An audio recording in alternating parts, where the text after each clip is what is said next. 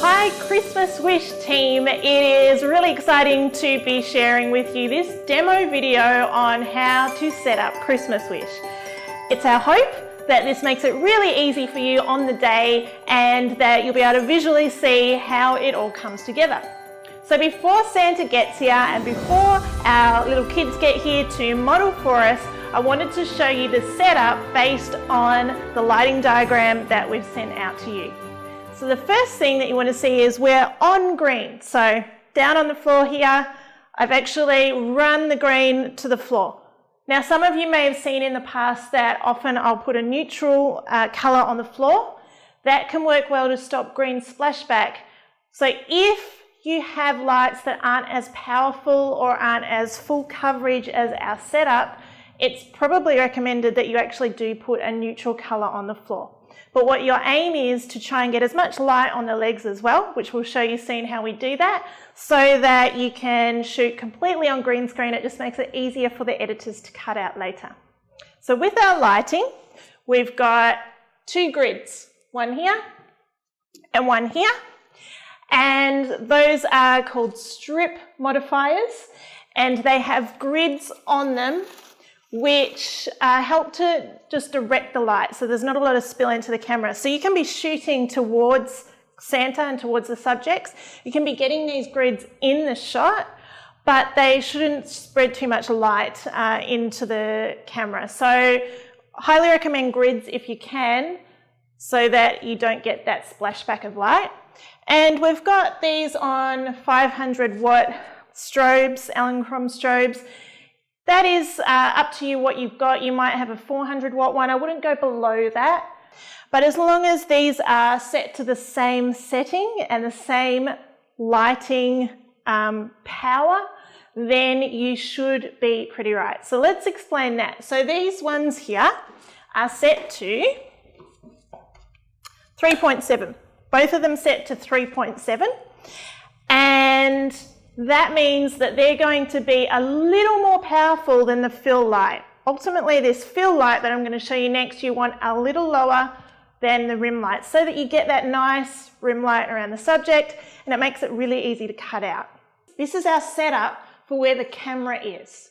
Now you might have a fill light that's not quite as big as that. You might have a bigger one. If you have a bigger one, awesome. The bigger, the better. So this is an octabox, and this is positioned pretty centrally. This is the light that is going to cover the whole scene. It's a soft fill, and as I said, you don't want it to be brighter than the rim lights. You want it to be slightly less power than the rim lights. So when you're setting up your lighting, what you want to see is that nice light around the edge of the person, but enough light to fill the front and the faces so that you've got all the detail in there. We've also got a reflector down below, and this is a key to really making sure that the legs and the bottom part of your scene are lit well. Now you could use white, and the white would work, but the silver actually does flash a lot more light back onto the legs, so it adds a lot more light than the white. But having something like that bouncing back up onto the legs when you're photographing will really help with just separating your subject from the green as well. So this is our setup. Now we're connected, we've got our camera connected, and we're connected to a Wacom Mobile Studio Pro here. And I've also got it connected to an EIZO monitor. Now you might not have a monitor on the day. If you do, it's great. You know, you can sort of have the images flash up on the screen. It's still a surprise to the families because all they see is the shot, the green screen shot. The surprise is when we edit it later. So you don't want to share that editing process on screen because that is the surprise, but you can share the shots because those families might have a shot that they really, really love of their kids, and that'll be the one that you pick. So if you can, have a monitor up there so that they can have a look. If not, don't stress too much about that. Here is my studio green screen. It is made of a velvet material, and it's the one that I use in studio.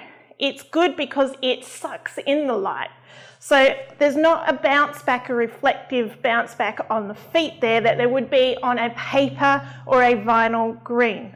Now if you've got a paper or vinyl green, you might need to be more aware of that splashback of light. But there's a downside.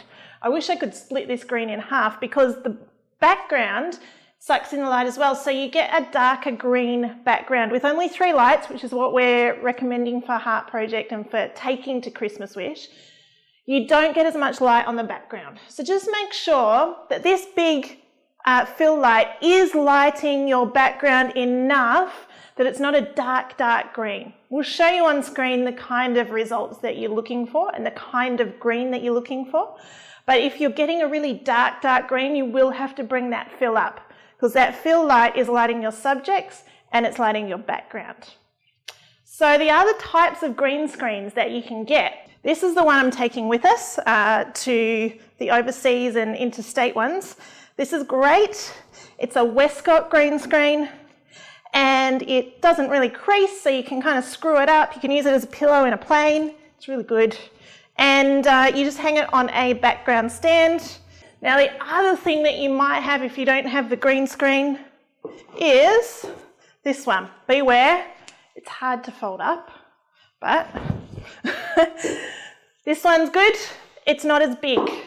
So if you use something that's this size, you need to make sure maybe that you have everyone in the scene in front of it, and you may need to do some manual cutting out if they're kind of, you know, their arms or their legs are outside of it.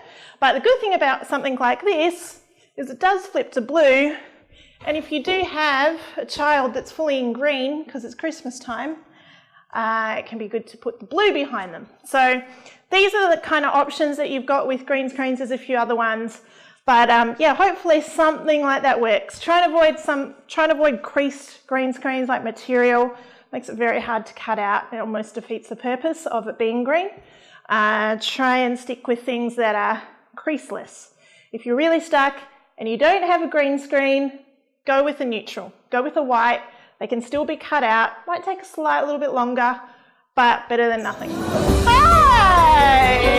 I was going to say that. Yeah, I'm very disappointed. Sorry. Do it now. On demand. Yeah. Oh, oh, oh, oh.